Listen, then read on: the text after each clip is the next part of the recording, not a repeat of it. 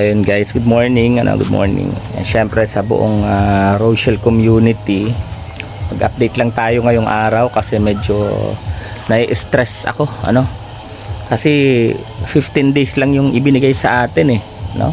15 days lang yung araw na kailangan nating maipatapos yung pabahay kila Baby Jericho para maipahabol natin sa sa pagpunta dito ni Dodong para buo ang Team Rochelle, ang Raw Boys andyan.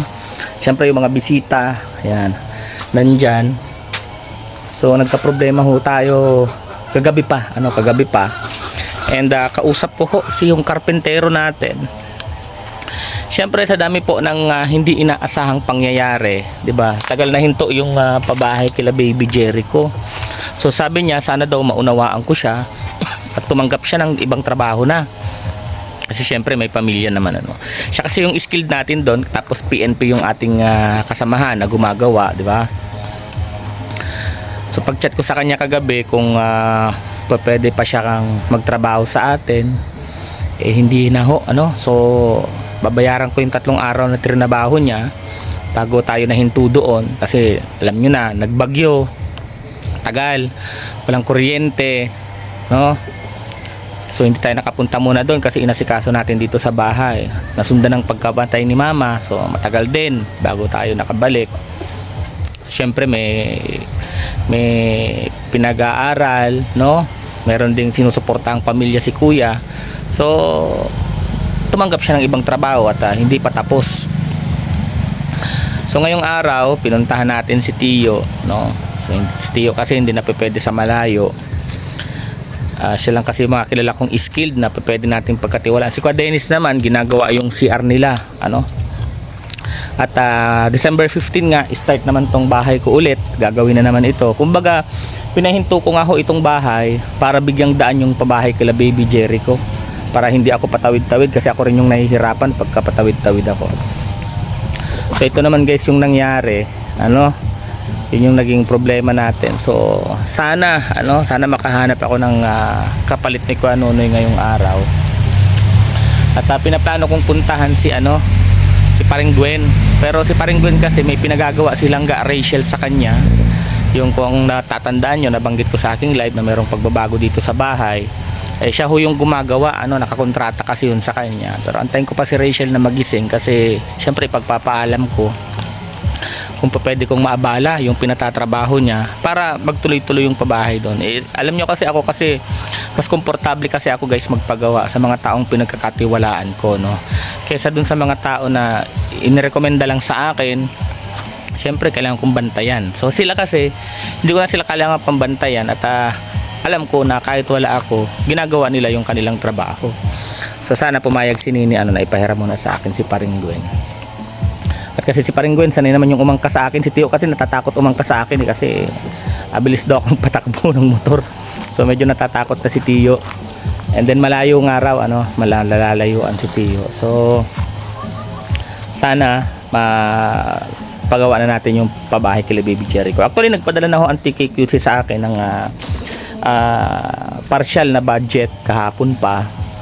And kailangan ko din munang pumunta doon mamaya pagka hindi na masyadong mainit para i-survey din. Siyempre para alam natin kung ano yung dadalhin gamit.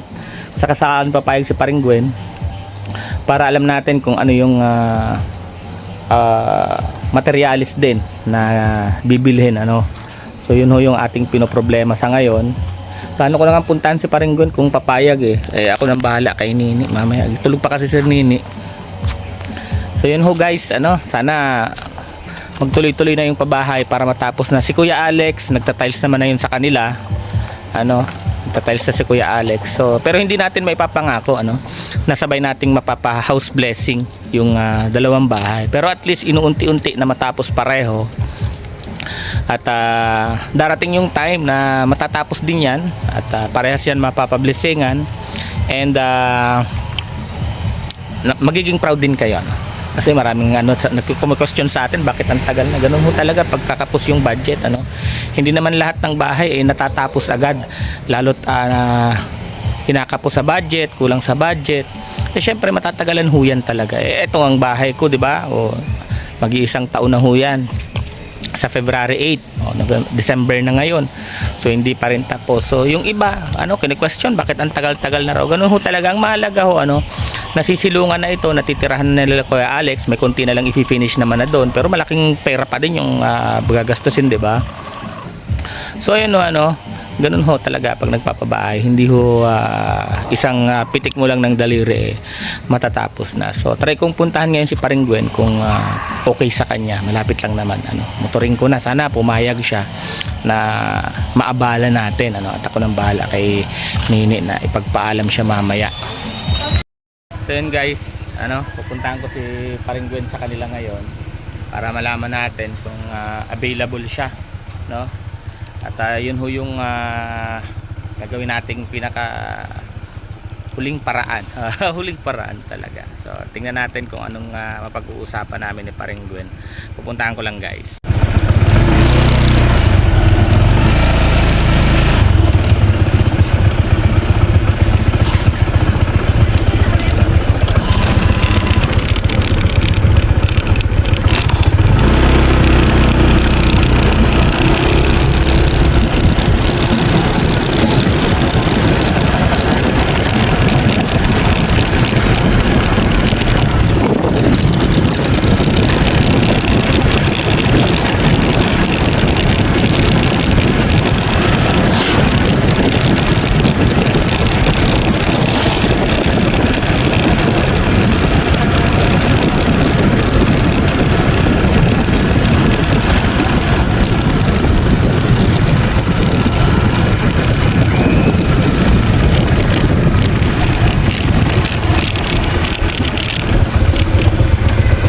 Ade? Ade? Ay, umalis? Saan pumunta? Saan? Ito po sure kung magsaan. Pero babalik din? Opo. Sige, sige. Di naman nakamotor Nandiyan po yung... Andito yung motor eh. Ay, baka dyan lang po yan. Baka nagtambay-tambay lang Sige, hanapin ko na lang. So yun, wala si Paring Gwen. Pantay tayo dyan. Hanapin ko pa guys, hanapin natin.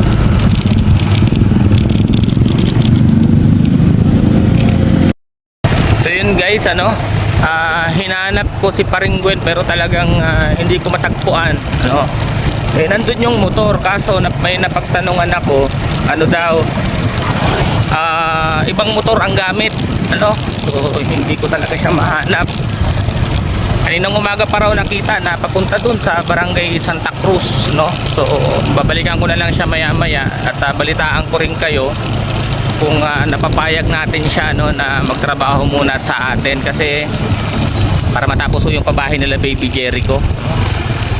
Ayan, sana matapos na hanggang 15. So hindi ho natin nahanap. Balikan na lang natin mamaya si Paring Gwen.